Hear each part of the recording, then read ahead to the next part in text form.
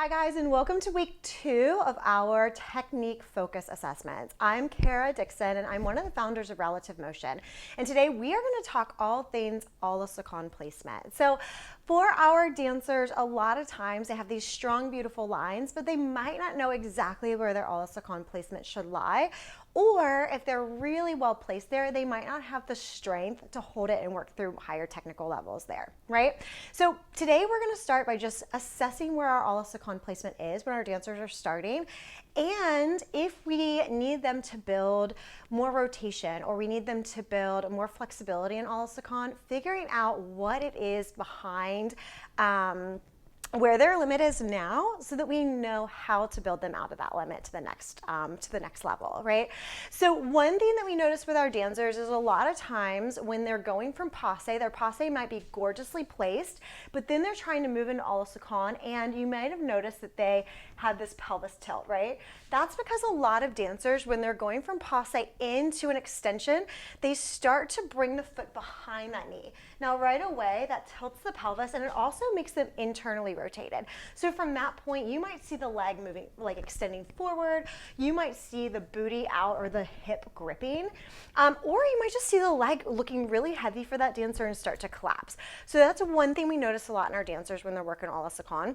And the other thing is the gripping of the quadriceps. So a lot of times, say a dancer is going into a fouette turn, you might see that, right? When they get past their a la Seconde point, all of a sudden the quadricep grips, which means the leg has to rotate internally again to go around. So you might see the pelvis doing this as the leg is going through, or you might just see that tight quadricep on the top of their leg. And so we're going to talk about how to get those dancers, when they are in the process of that muscle memory automatically doing that, to understand a different placement and to build strength in that placement. So before we jump right in, let's assess where our dancers are starting with their a la Seconde.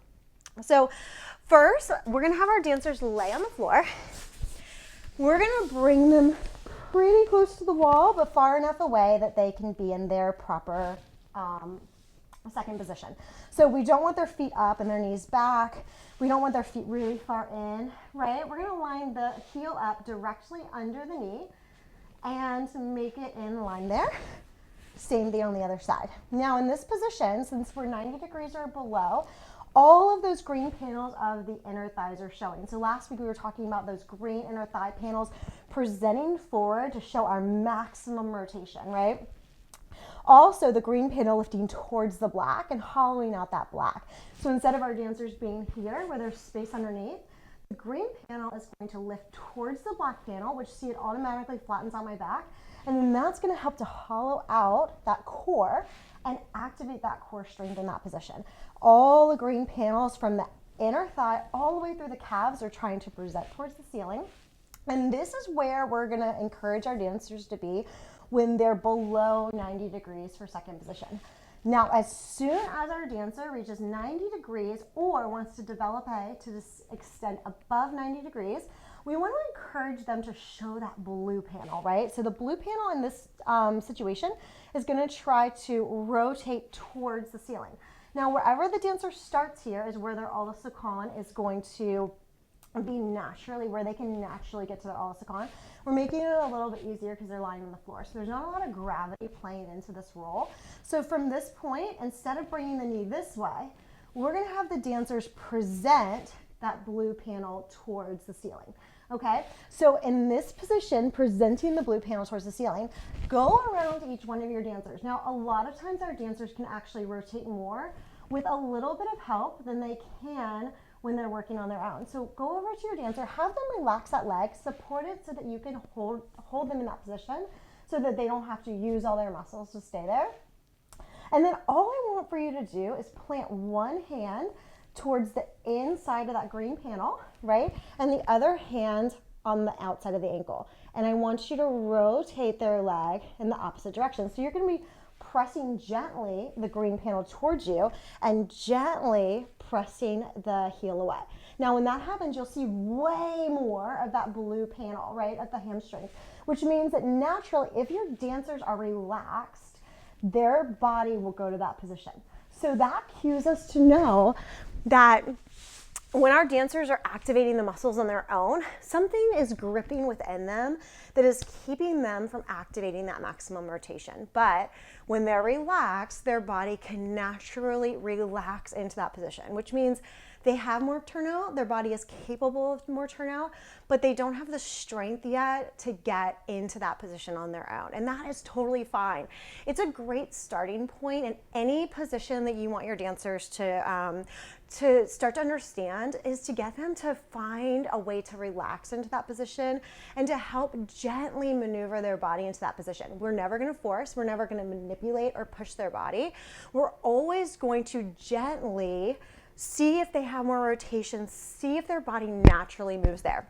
Now, when I say that, anytime you put your hand on your dancer's body to transition into a new position, if you feel any resistance, that's where you need to stop. At that point, we cannot go any further, or else you are forcing that dancer into that position. So as soon as the dancer feels the resistance, when we have their body in that position, as soon as you feel resistance, that is their natural rotation for all of seconde placement. Okay, so stop there and know, like, okay, now we have an assessment of where we're starting, and that's perfect. From there, we're going to find out if they can only hold like an attitude in that position, or if they can actually do a full extension in that position. And this is how we're going to find out. So we're going to bring our dancers back to this position, and we're going to see where they can get. Now that they've felt the position on their own with your help, right? We're going to see where they can get now that they've felt it on their own. Now, a lot of our dancers are actually going to be able to get way farther the next time, because sometimes they just need to feel where it is they're aiming for, and then they can achieve it next time. Now, they might not get as far as they could relaxing, but with their muscles, they're probably going to get a little bit farther. Okay, now in this position, we're going to have them start to extend out into all seconde. Now, as they're doing this, you might notice one of two things happening. You might notice that their blue panel continuously stays at the same angle, aiming towards the ceiling, and they can fully extend the leg in that position. And if that's the case, then they have the muscular capability to get into that position. Now, you might notice two other things happening. One might be that from the attitude, you might see them start to like lift up a little bit, or you might see them start to change their rotation. See how my purple panel started to face towards me, and the blue stopped facing the ceiling and started facing down again. So a lot of times, if dancers are fully rotated here, as soon as they start to extend, that purple panel is going to start to rotate up. There are two reasons why this could happen, and we're going to figure out why that's happening for your dancers. So one reason is that your quadriceps, the dancer's quadriceps are really strong, and they naturally want to overpower the inner thigh. So your quadriceps are very strong, that they want to grip and take over the movement. And that means that we need to build more inner thigh strength, more strength in that rotation, so that the inner thigh has access to lead the movement. Right? The inner thigh can fire up and hold on to that movement really strong. And when the quadricep does want to take over, the muscle memory of the inner thigh has been trained to continuously keep that movement going, so the quadricep doesn't get that power.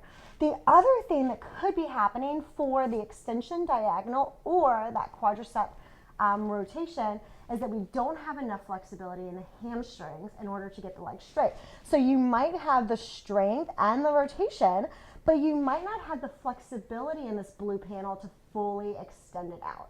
We're gonna go through a little exercise to show you which one it is. Too powerful, the quadriceps, or not enough flexibility in the hamstrings. Now, if you notice that the dancer can't fully extend out without losing the rotation, keep them in that attitude and extend as far as they can before the quadriceps try to take over or before the leg lifts up. So maybe the first class, the dancer can only extend a tiny bit. Maybe the next class, they can extend just a little bit more. But every time we want to make sure that we're leading from the inner thigh and from that rotation of the leg, because the more often that the quadriceps take over and change that movement, the more muscle memory we're building with the quadriceps taking over. And so it's going to be harder to untrain that. So now we're going to talk about how to know if it's overpowering quads or is it the flexibility of the hamstring. The way that we're going to do this is we're going to bring our dancer on their back again, but away from the wall. And we're going to have them in a first position directly above their pelvis. Our goal is to have the blue hamstring panels facing each other and the green inner thigh panels are rotating towards us. So that we're trying to get maximum rotation from the top of that hip. So rotate, rotate, rotate. From here, we're going to open up into our straddle. Now, as we're opening up into our straddle, I want the blue panel to continuously lengthen towards the ceiling.